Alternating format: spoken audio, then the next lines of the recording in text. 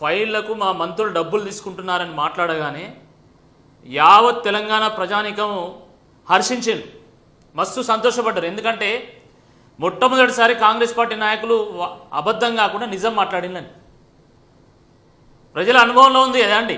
ఈరోజు తెల్లారు లేస్తే కమిషన్ లేదా, కాబట్టి ఆమె వాస్తవం మాట్లాడింది. మీరు సభలో మాట్లాడినటువంటి మాటలు చూసినట్టయితే చాలా స్పష్టంగా అర్థమవుతుంది.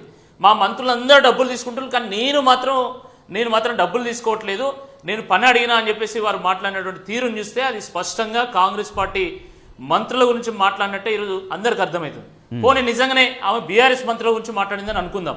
మరి ఒకవేళ అట్లే మాట్లాడి ఉంటే సంవత్సరంన్నర క్రితము రైతు బంధు వచ్చింది, రైతు బీమా వచ్చింది, కళ్యాణ లక్ష్మి వచ్చింది, షాదీ ముబారక్ వచ్చింది, ఫీజు రీయింబర్స్మెంట్ వచ్చింది, స్కాలర్షిప్లు వచ్చినాయి, బిల్లులు వచ్చినాయి. మరి ఇప్పుడు ఎందుకు రావడం లేదు? సంవత్సరంన్నరలో జరిగింది ఏంది?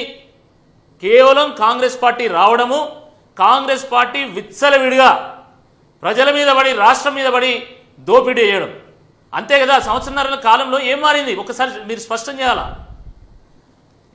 ఒకవైపు ఏంది, ఒక్క రూపాయి అప్పు పుడతలేదు, నన్ను ఎవరు నమ్ముతలేడు, నన్ను దొంగను చూసినట్టు చూస్తాను, నాకు ఢిల్లీలో అపాయింట్మెంట్ ఇస్తలేరు, నేను చెప్పులెత్తుకపోతా కావచ్చు అని అనుకుంటాను అని మాట్లాడతాడు. ఇంకోవైపు మళ్ళీ ఈ రకంగా మాట్లాడు. అంటే మిమ్మల్ని దొంగలా ఎందుకు చూస్తున్నారు? మీరు దొంగతనం చేస్తాను కాబట్టి దొంగలా చూస్తున్నారు.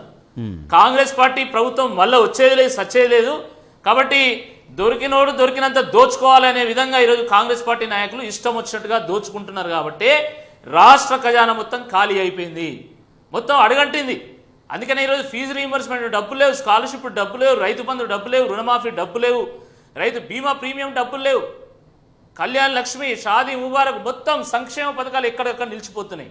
అభివృద్ధి ఆగిపోయింది తెలంగాణలో.